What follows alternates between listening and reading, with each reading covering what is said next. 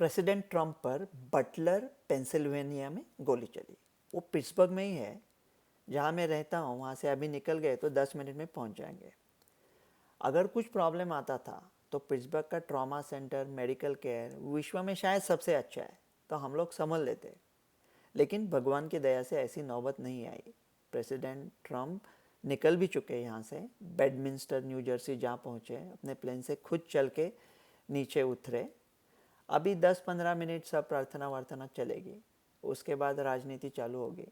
सबसे बड़े मुद्दे पे ये इलेक्शन के, डेमोक्रेट रिपब्लिकन, गन कंट्रोल। तो गन कंट्रोल पे बाद में थोड़ी बात करेंगे, और भारत को इसके ऊपर क्या ध्यान देना चाहिए वो भी देखेंगे। कहते हैं वो लड़का पिट्सबर्ग का ही था, बेथेल करके एरिया का था है। बेथेल बहुत ही अमीर एरिया है पिट्सबर्ग की। कहते हैं 20 साल की उम्र थी उसकी। ऑटोमेटिक राइफल से 8 गोली चली, और जिस डिस्टेंस से चलाई गई वो शायद 200 यार्ड्स, मतलब stump to stump cricket pitch का डिस्टेंस होता है, ऐसे 9 स्टम्प टू स्टम्प इतना डिस्टेंस से गोली चली। और जब काउंटर स्नाइपर को पता चला वो छत पे है, तो उसे उन्होंने गोली मार दी और सब प्रोटेक्ट कर दिया।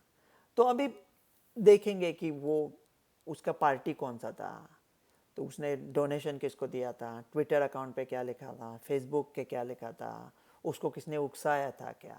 और अभी सोशल मीडिया है, तो मतलब जो भी है वो इधर उधर से कॉन्स्पिरेसी थियरी आती रहेगी कि इसके पीछे किसका हाथ था, इसका हाथ था, उसका हाथ था, वो वहाँ पहुँचा कैसे, वो भी सोचने वाली बात है ना। फॉर्मर प्रेसिडेंट बात कर रहे हैं, सीक्रेट सर्विस है, एक ही जगह है ऐसे कि ऊपर से सीधा शॉट, तो कोई भी जाके 20 साल का लड़का उधर पहुंच सकता है गन लेके। उसको रोका क्यों नहीं, उसको उसमें वो सब आएगा अभी। लेकिन वो जो सब चलता रहेगा कॉन्स्पिरेसी, तो पता भी नहीं चलेगा क्या है। लेकिन सबसे बड़ा मुद्दा आएगा कि गन कंट्रोल। ये प्रेसिडेंट ट्रम्प तो आप जानते हो रिपब्लिकन पार्टी के हैं। डेमोक्रेटिक पार्टी जो मतलब अभी जो प्रेसिडेंट जो बाइडेन है, अभी नवंबर में चुनाव होने वाला है प्रेसिडेंट, उसके साथ ही काफ़ी सीट्स है हाउस ऑफ रिप्रेजेंटेटिव्स के और सेनेट के। तो ये सबसे बड़ा मुद्दा है कि गन कंट्रोल। रिपब्लिकन क्या कहते हैं कि guns don't kill people, people do. तो गन कंट्रोल करके ज़्यादा फायदा नहीं, पीपल पे कंट्रोल होना चाहिए। और एनआरए जो नेशनल राइफल एसोसिएशन है, वो उनका रिपब्लिकन पार्टी को सपोर्ट रहता है। और रिपब्लिकन पार्टी कहती है कि जो गन चाहता है खरीद सके, क्योंकि ये हमारे संविधान का दूसरा हिस्सा है, मतलब सेकंड अमेंडमेंट कि गन कंट्रोल की गन राइट्स है। डेमोक्रेट्स क्या कहते हैं कि अगर गन आपको चाहिए तो मशीन गन की क्या ज़रूरत है, आपको खुद की रक्षा करनी है, घर की रक्षा करनी है, तो छोटी गन ले लो। ये ऑटोमेटिक सेल्फ लोडिंग, इतने बड़े आपको वेपन्स क्यों चाहिए, तो वेपन्स पे कंट्रोल करो, ऐसा डेमोक्रेट का कहना है। रिपब्लिकन के तो चलता रहेगा। तो इंडिया को इसमें क्या देखना चाहिए। सबसे पहली बात तो ये है कि अभी मैक्सिको में इलेक्शन हुआ, तो 38 प्रेसिडेंशियल कैंडिडेट्स की हत्या हुई, मार दिया उनको, जान से गए। अभी हैती में क्या चल रहा है, दुनिया के कोने कोने में कहाँ प्रॉब्लम्स है। अभी हमारे यहाँ भी हम लोग कहते हैं कि इधर उधर इतनी बात करते हैं एक दूसरे के खिलाफ, लेकिन हम लोगों ने निभा दिया यार, अच्छा किया इलेक्शन, ज़्यादा प्रॉब्लम नहीं हुआ है, शाबाश इंडिया। ऐसा ही करना चाहिए, दुनिया को दिखाना चाहिए। लेकिन गन कंट्रोल के भारत में क्या सोचना चाहिए। तो अभी सोशल मीडिया पे कुछ जहर उगालते हैं लोग। तो कभी कभी सोचते हैं कि अगर भड़ास निकाल दी दिल से तो शायद कोई वॉलेंट एक्ट नहीं करेंगे। लेकिन आप जो भड़ास निकाल रहे हो वो और 1000 लोग देखते हैं ना, और फिर शायद उकसाते हैं कि कुछ करने के लिए। तो भारत में क्या ऐसा गन किसी को भी मिल नहीं सकता।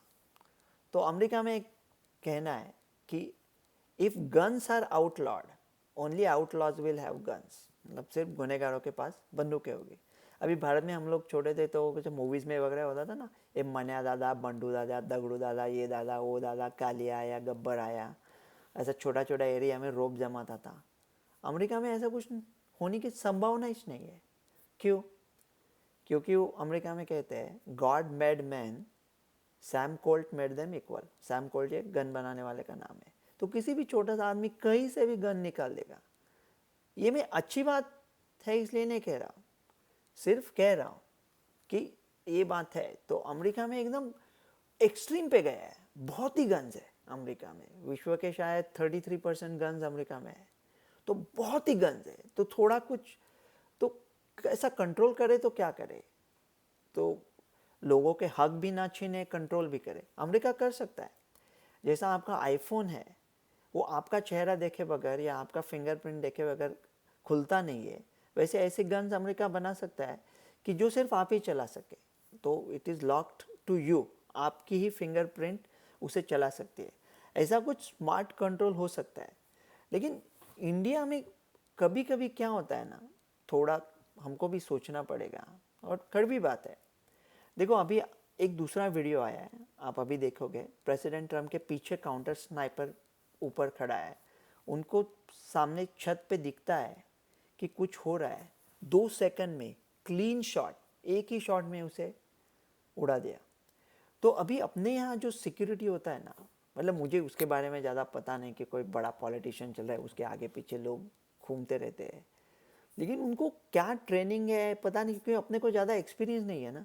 एक मैं खुद के एक्सपीरियंस से थोड़ा बोल सकता हूँ कि 5 स्टार होटल में अपने यहाँ बाहर लोग खड़े होते हैं ना, अरे मतलब क्या, मतलब वो लोगों को सिक्योरिटी को बाहर देख के पता नहीं वो लोग क्या गरबा खेलने के लिए छोटा छोटा वो दंड स्टिक्स लेके आए हैं या क्या, कैसे वो कार के नीचे देखते हैं। कोई भी उनको 2 मिनट में, अगर आपको करना है तो प्रोफेशनली करो।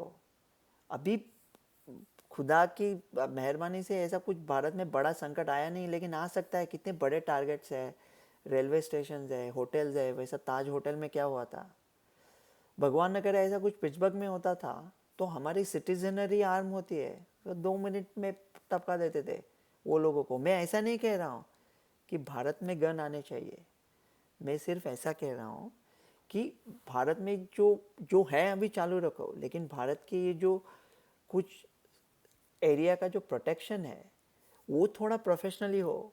उनसे शायद इजराइल या किधर यूरोप, अमेरिका, जहाँ एक्चुअली गन वायलेंस होता है, वहाँ से सीख के आए कि ऐसा में प्रोफेशनली में क्विकली कैसा रिस्पॉन्ड करना होता है।